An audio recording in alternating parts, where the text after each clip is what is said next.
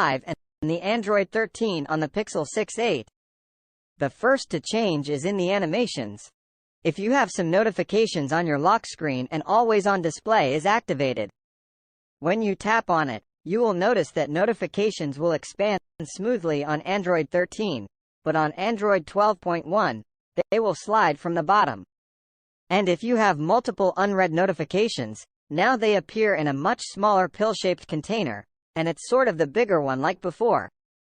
And of course, the media controls of Android 13 looks totally different, which is something I'm going to talk about later. But now let's move on to the unlocking keypad. First, the numbers now appear at the bottom and instead of the top, and if the PIN code is incorrect, you will see this new animation. The emergency call button has been renamed to emergency, and you will also see a different animation when you activate the feature. Let me show you this one more time. So this is Android 13 and here is Android 12, and lastly, the keypad itself now matches the new design of the phone app. And under the lock screen settings, we have a new toggle called Control from Lock Device. When you turn it on, you will be able to control your smart home devices without the need to unlock your phone. Under the sound and vibration settings, if you have the Always icon when in vibrate mode activated. Now when you go to the lock screen, you will see the vibrate icon after installing Android 30, and lastly, the unlocking animation on Android 13 looks different. So here's how they look side by side. Now let's talk about the new changes in Material View. When you go to the Wallpaper and the Style app, you will notice a lot of more options to choose from on the wallpaper and the basic colors categories. So as you see here, I have 4 different sets of wallpaper colors to choose from. And instead of a maximum number of 4. And also the same applies to the basic colors. I have a lot of options in addition to a new set of colors called Dual Colors, that contains 2 basic colors at the same time and a set of only 1. Now let's talk about the home screen, and the most basically change is the bigger and thicker home navigation bar compared to Android 12. It certainly looks better, but in some apps like Facebook, for example, you will see a bigger black bar at the bottom of the screen. But the removal of this black bar at the bottom of the screen depends mainly on the developer and how the app is created. Because you won't see it in native Google apps and other third-party apps as well.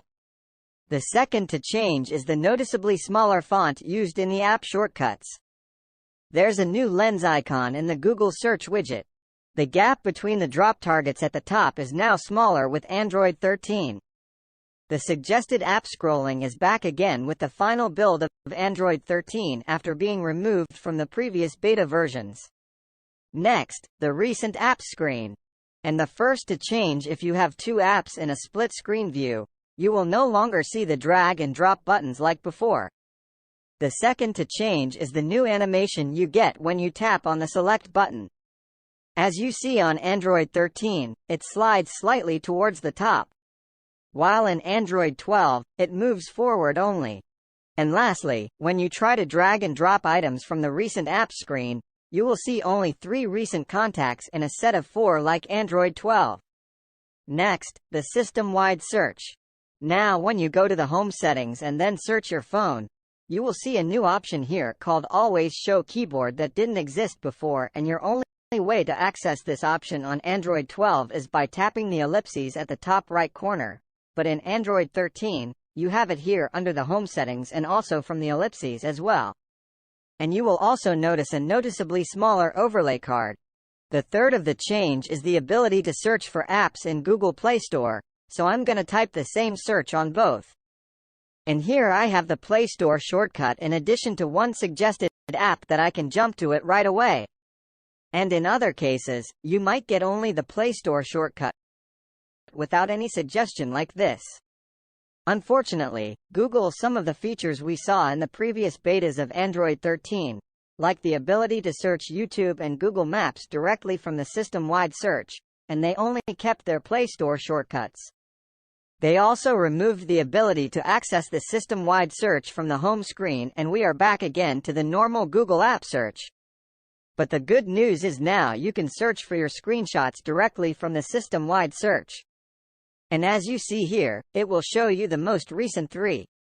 Google also removed the web suggestions from the system-wide search like we saw in the previous betas of Android 13, and all we get is local results. Now let's talk about the notifications shade in the quick settings area. And the first to change is in the expand animation. As you see, when I swipe down slowly, you will see 2 totally different animations in both. Let's jump right away to the quick settings, and now we have options in Android 13, like the ability to toggle the one-handed mode on or off. The second one is the scan QR code, which will take you right away to the dedicated QR code is scanned. And the third, the new tile, is called color correction that can turn the feature on or off. The screen record will now give you the option to activate the show touches on, which wasn't the case in 12L. The device control style has been renamed to Home, and it's also using the new Home app icon. On top of this, when you go inside the page, you will see a small auto next to my smart speakers that doesn't exist in Android 12.1. The power settings and the edit buttons are now placed differently.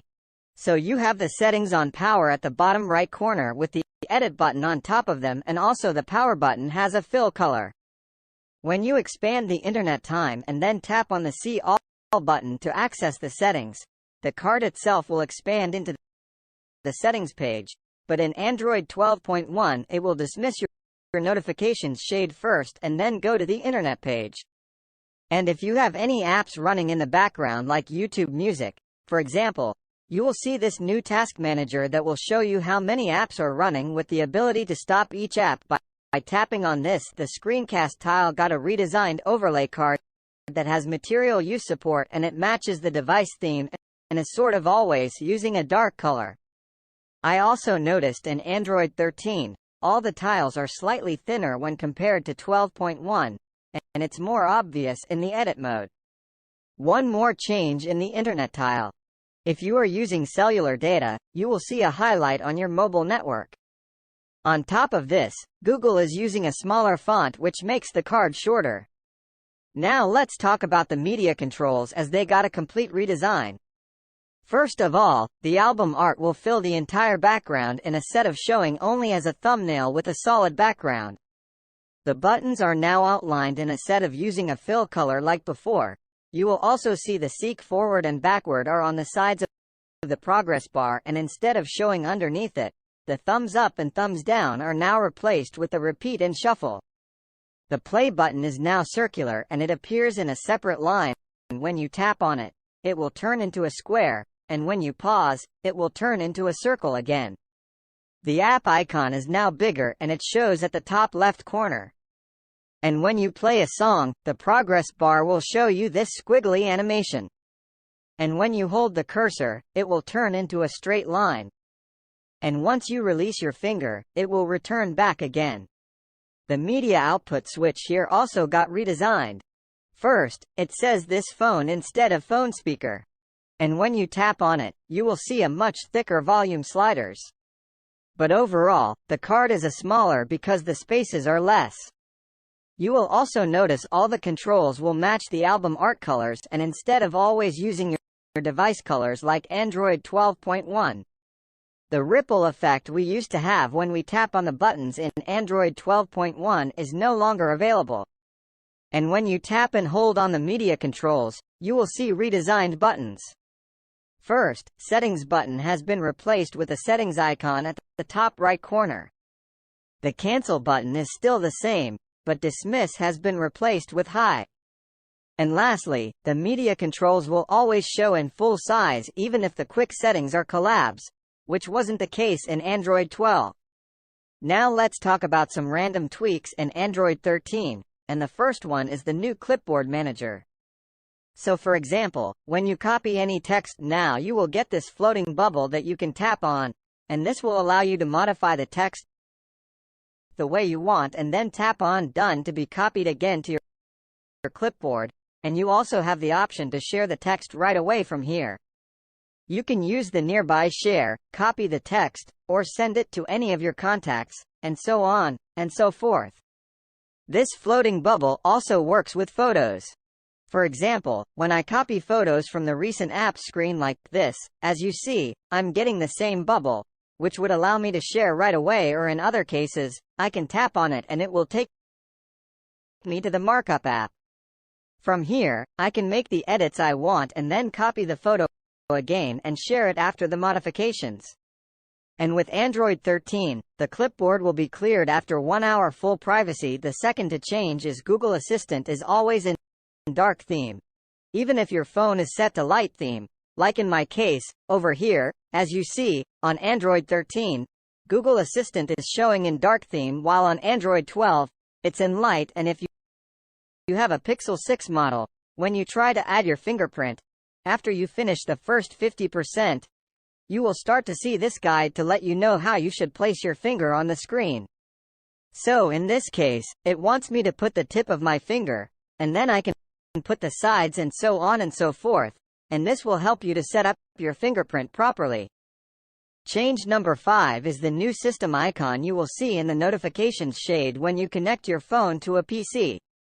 Number 6 is the ability to copy your build number by tapping and holding on it. And if you are using your phone in LAN-K view, all the overlay cards will be smaller when it comes to Android 13. And on the Pixel 6 models, the double-line clock is now shifted towards the top to give more space for the fingerprint icon. And lastly, you might get a notification if your battery is 20% or less to activate the battery saver. Unfortunately, I don't have one to show you right now, but I got it before on one of my Pixel phones. Now let's talk about all the changes under settings, and the first to change is under connected devices. When you tap on CO, now in Android 13, say saved devices instead previously connected. Under apps, and then when you go inside any of the apps and the scroll down, the remove permissions and the free up space toggle has been renamed to pause app activity if unused, with a small description underneath it. Also, when you go to the permissions page of this app, you will see a new permission here called notifications. You can give access to the app to send notifications or not. And also, when you open the app for the first time right after installation, you will get this overlay card if you want to allow or don't allow the notifications from here. Next, under notifications, and then wireless emergency alerts, we no longer have one toggle to allow or disallow the alerts. It has been removed in Android 13. Also, the options are different. Here, we used to have extreme severe and the amber alerts. Now we have warning, public safety, and test alerts.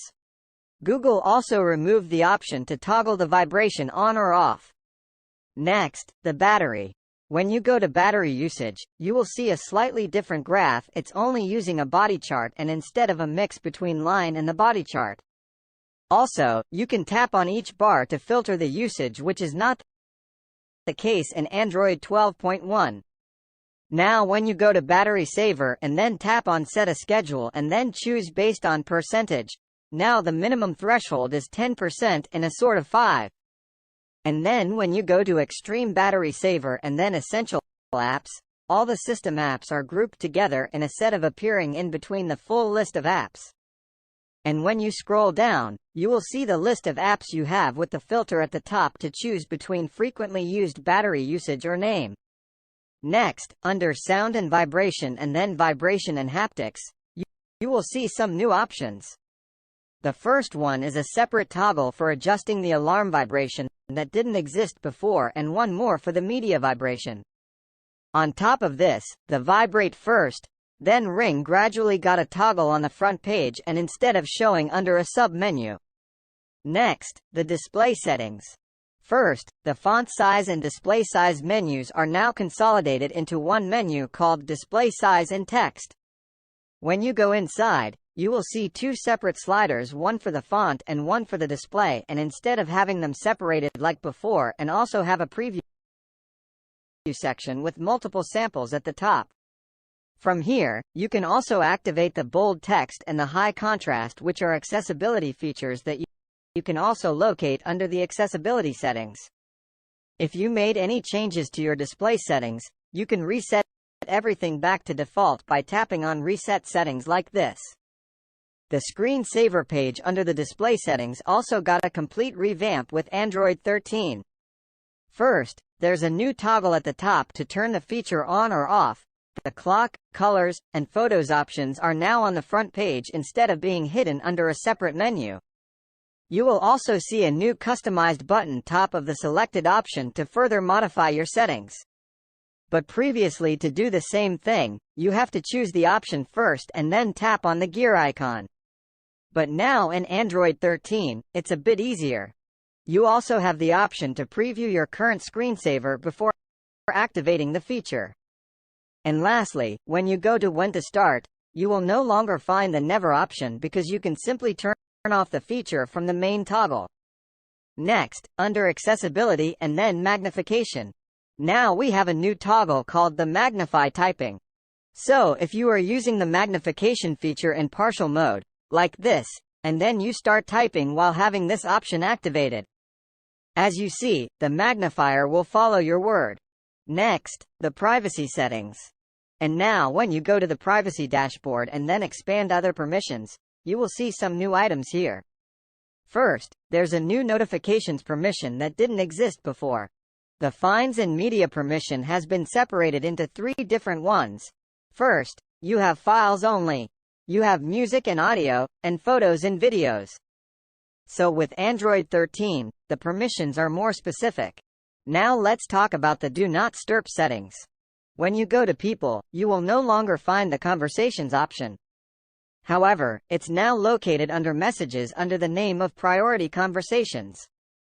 And also when you go to Messages on Android 12, you will see we have radio buttons, which means we can only choose one choice. However, in Android 13, now you have checkboxes. So for example, you can choose to start contacts with the priority conversations at the same time, or maybe the priority conversations with the contacts and so on and so forth. So this new change will give you more flexibility. The second, the change is under the Do Not Disturb schedules.